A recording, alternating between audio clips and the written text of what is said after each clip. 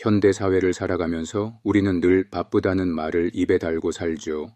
출근해서 퇴근할 때까지 정신없이 일하고 주말에도 무언가 하지 않으면 불안해지는 기분 혹시 느껴보신 적 있으신가요?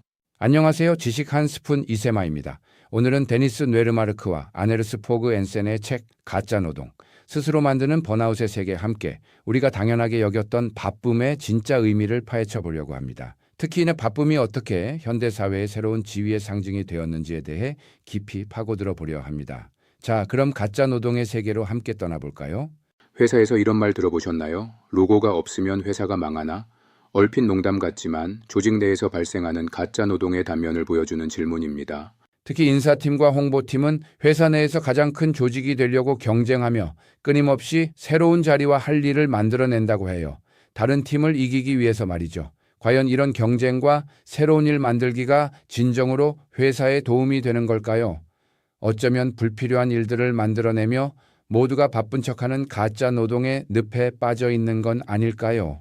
회사뿐만이 아닙니다. 우리 모두가 경험했던 학교에서도 가짜 노동은 존재합니다. 이젠 학생들이 강의 시간 내내 그냥 스마트폰만 하다가 가는 단계까지 도달했어요. 한 강사님의 푸념처럼 집중하지 않는 학생들을 위해 강의 시간을 4시간에서 3시간으로 줄이는 기상천외한 일까지 벌어진다고 합니다.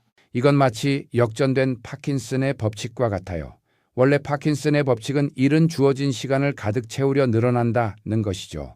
그런데 학교에서는 거꾸로 집중력이 떨어지는 것을 막기 위해 시간을 줄이는 방식으로 수업을 줄이는 거죠. 중요한 건 실질적인 학습이 아니라 주어진 시간을 채우는 행위가 되어버린 셈입니다. 씁쓸하죠? 왜 우리는 이렇게 바쁜 척 해야만 할까요? 왜 빈둥거림은 금기가 되었을까요? 이 책은 우리가 언제나 끊임없이 뭔가 하고 있어야 한다는 압력에 시달리고 있다고 지적합니다. 바쁘지 않다는 건 마치 무능력의 상징처럼 여겨지기도 하죠. 어떤 업계에서는 바빠라는 말이 우리가 예전에 묻던 잘 지내 라는 안부를 대체했을 정도라고 하네요. 에식스 대학교의 조너선 거시어니 교수는 우리가 바쁘다고 피력하는 경향이 1960년대 이후 증가했음을 발견했습니다. 왜일까요? 바로 자유시간을 특권으로 간주하던 시대가 끝나고 일에서 특권이 나오는 시대로 이동했기 때문입니다. 옛 귀족들은 아무것도 하지 않는 게 지위의 표시라고 생각했지만 이제는 열심히 일하는 정도가 사회적 지위의 척도가 된 것이죠. 정말 할 일이 많아서라기보다 바쁨 자체가 명예의 새로운 지표가 되었을 가능성이 크다는 겁니다. 우리 사회가 이처럼 바쁨을 숭배하는 근본적인 기조는 노동을 고귀하고 도덕적인 활동으로 간주하는 탓입니다. 20세기 동안 노동은 필요 이상의 것이 되었고 사실상 신성한 의무가 되어버렸죠.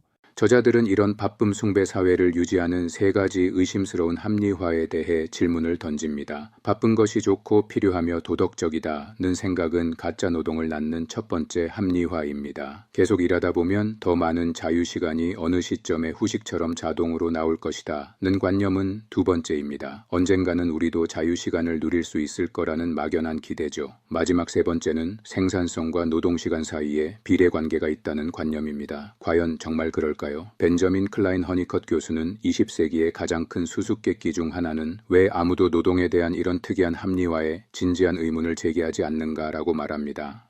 자, 오늘 가짜 노동이라는 책을 통해 우리가 얼마나 바쁨이라는 환상 속에 살고 있었는지 조금은 이해가 되셨나요? 기업과 사회, 그리고 우리 개개인이 이 바쁨 숭배 사회의 기조에 도전해야 할 때입니다.